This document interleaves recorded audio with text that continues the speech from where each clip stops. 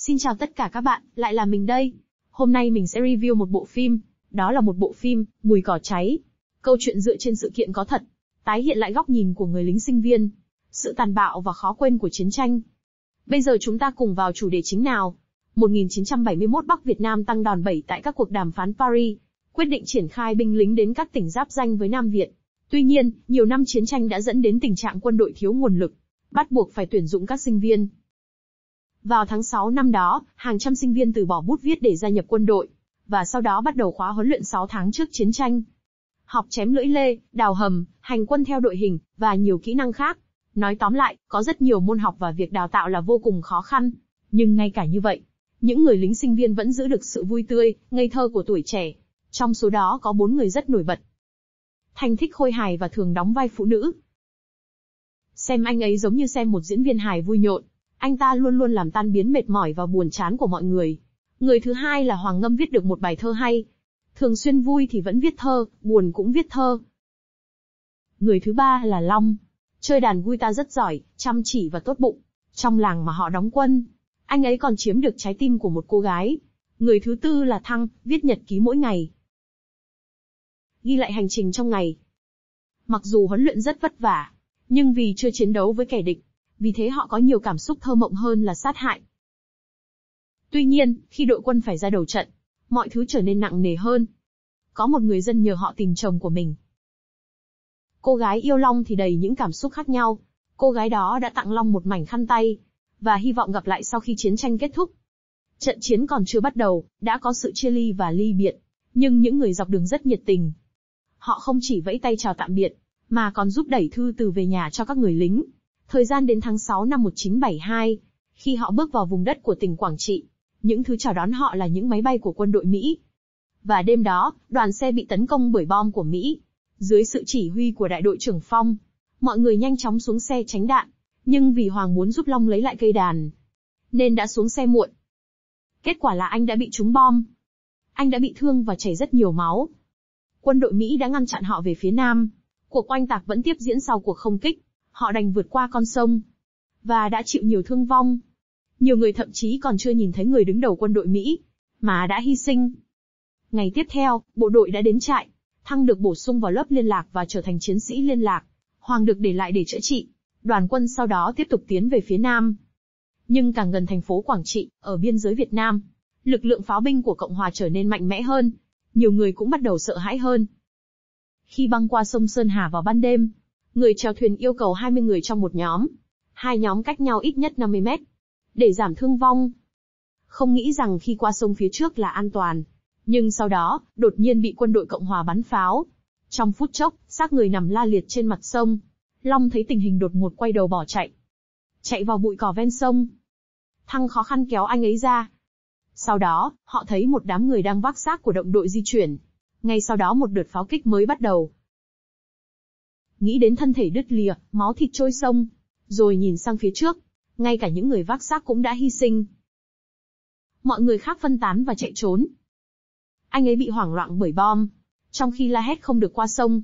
Và khi anh chạy về phía sông, anh đã bị trúng bom và đã hy sinh. Sau khi tất cả đã băng qua sông, 107 người giờ chỉ còn lại 48 người. Họ không phải là những người lính cuối cùng băng qua sông. Cũng không phải những người lính băng qua sông sớm nhất.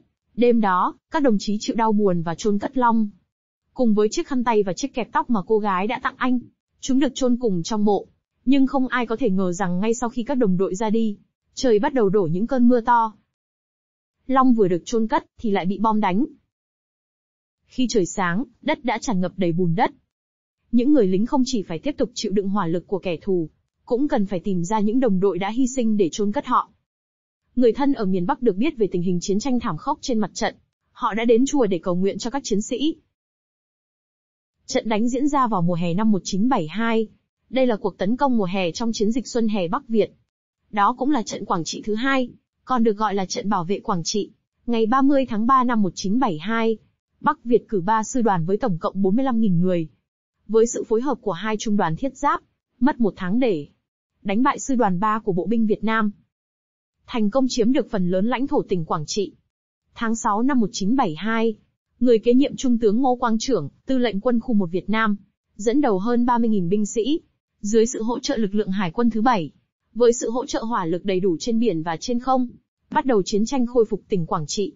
Chỉ trong vòng 10 ngày, mặt trận đã tiến đến phạm vi của tỉnh Quảng Trị, và lực lượng vũ trang của quân đội Bắc Việt bảo vệ Quảng Trị đã được bổ sung. Số lượng người chỉ hơn 20.000. Cuộc chiến diễn ra vô cùng gian khổ. May mắn thay, các bức tường của thành phố Quảng Trị vào thời điểm đó rất vững chắc. Quân đội nhân dân miền Bắc từng cầm cự 81 ngày.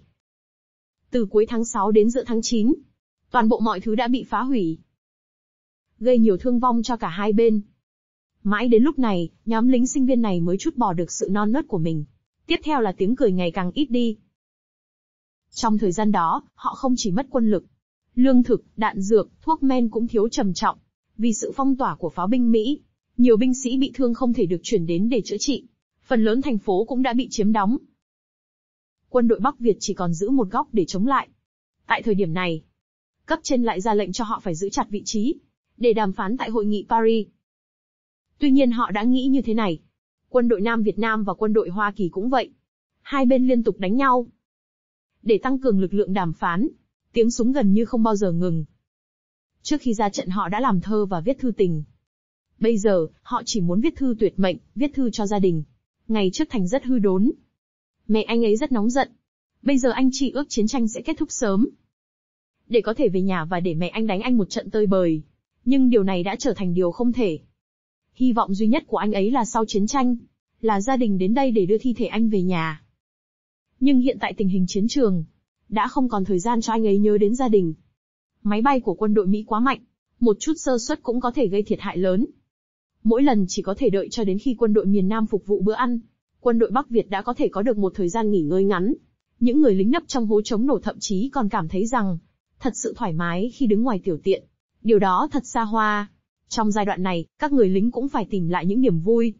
Thành, vẫn như mọi khi, vẫn hài hước, giải tỏa nỗi buồn của mọi người. Lần này anh ấy ôm hai cái bát trước ngực để giả làm phụ nữ, làm cho mọi người cười một lần nữa. Hoàng trở lại sau chấn thương ngày hôm đó. Tuy nhiên, khi anh ấy phát biểu với tâm huyết hào hùng, rằng, mình đến đây để trả thù cho Long, Thành, lúc này cũng trở nên bi quan, nói rằng hỏa lực của kẻ thù quá mạnh và hy sinh rất nhiều. Thành hy vọng rằng, khi anh hy sinh, và nói Hoàng trồng cho mình một cành cây nhỏ trên mộ của mình. Nhưng Hoàng nhìn thấy tình hình, anh vẫn sử dụng những bài thơ của mình mỗi ngày, truyền cảm hứng cho những đồng đội đã trải qua một chiến tranh tàn khốc. Nhưng thời gian đó quá ngắn, quân đội Nam Việt nhanh chóng tiến hành cuộc tấn công mới. Lần này họ điều động một số lượng lớn xe bọc thép, che chở cho bộ binh tiến công vào lâu đài. Pháo binh Bắc Việt cũng dưới sự hướng dẫn của quan sát viên, tiến hành bắn pháo vào quân đội địch.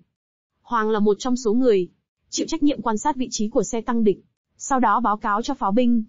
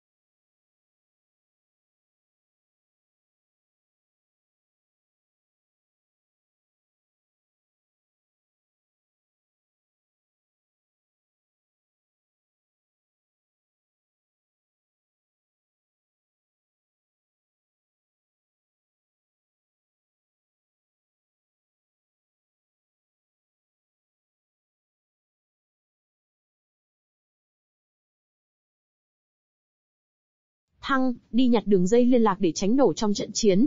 Không may, anh đã bị hai tên địch bắn, và hy sinh. Kể từ đó, tình hình ngày càng trở nên bất lợi cho quân đội Bắc Việt. Quân đội Cộng Hòa có lợi thế về hỏa lực. Một khi đạt đến tàn tích, lính Bắc Việt ít người hơn và không thể đối đầu. Họ phải rút lui vào đống đổ nát, sử dụng các bức tường đổ nát và mảnh vỡ để tránh quân địch.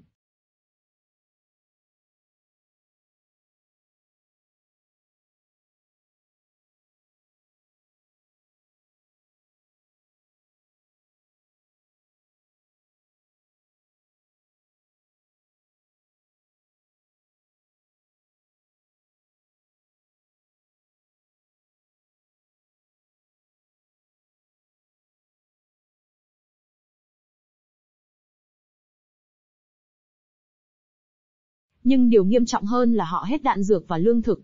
Họ buộc phải lấy đạn từ những người đồng đội đã hy sinh, hoặc tìm đạn dược trên cơ thể của kẻ thù. Theo lệnh cấp trên, họ phải bám vào vùng đất cao. Họ không bao giờ để địch cắm cờ trên vùng đất này. Tuy nhiên, thực tế lại vô cùng phũ phàng. Sau khi Thành hết đạn và lương thực, anh sử dụng lưỡi lê. Mặc dù anh đã ngăn chặn binh lính của đối phương cắm cờ, nhưng anh ấy cũng không thoát nổi. Trước khi chết, anh gọi mẹ thật to.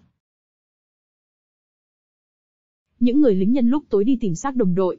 Hoàng thấy đồng đội của mình là Thành đã hy sinh. Anh đã khóc và rất đau buồn. Anh ấy là người duy nhất còn lại trong số 4 người bây giờ. Trận bảo vệ cuối cùng tuyên bố thất bại. Vào tháng 1 năm 1975, vì quân Mỹ đã rút lui, tấn công chiến dịch, miền Bắc Việt Nam bị tàn phá đã phục hồi, và bắt đầu tấn công quân đội Cộng hòa quy mô lớn. Dưới sức tấn công mãnh liệt của quân đội Bắc Việt, trong vài tháng ngắn ngủi, quân đội Cộng hòa đã tan rã. Các nơi của địch lần lượt sụp đổ. Quân đội Bắc Việt truy đuổi chiến thắng trong tháng 4, ra mắt trận vào mùa xuân. Và trưa ngày 30 tháng 4, quân đội Việt Nam đột nhập vào tổng dinh của Cộng hòa. Chính quyền Cộng hòa đổ vỡ hoàn toàn. Người dân hoan hô, ăn mừng. Tại đây Hoàng đã gặp đại đội trưởng Phương, biết rằng chỉ còn Hoàng là sống sót. Anh trả lại cho Hoàng bức ảnh của 4 người họ đã chụp trước đây. Tuy nhiên, mọi thứ đã khác. Bao nhiêu đồng đội đã hy sinh rồi. Hai người đem lòng thương tiếc, rồi ôm nhau khóc thật chặt. Mấy chục năm sau người ta vẫn chưa quên những trận vượt sông. Hàng ngàn chiến sĩ đã hy sinh. Thay vào đó, họ chèo thuyền và rắc hoa để tưởng nhớ. Phim Mùi cỏ cháy ra mắt năm 2012. Đạo diễn Nguyễn Hữu mời quay phim với sự hỗ trợ của quân đội Việt Nam. Phim chỉ được đầu tư hơn 5 tỷ VND. Chuyển thể từ nhật ký của liệt sĩ Nguyễn Văn Thạc. Nguyên mẫu của Hoàng là nhà thơ nổi tiếng của Việt Nam, đồng thời là biên kịch của bộ phim. Từ kinh nghiệm của chính mình, tái hiện sự tàn khốc của trận chiến phòng thủ bi thảm. Nhưng vì đạo diễn không có kinh nghiệm làm phim chiến tranh, theo đó là kinh tế hạn hẹp, bộ phim đã giành được một số giải thưởng, nhưng vẫn bị khán giả phản đối. Họ nghĩ bối cảnh chiến trường không thể phản ánh bi kịch của trận chiến phòng thủ, quy mô không đủ so với các trận chiến trong quá khứ.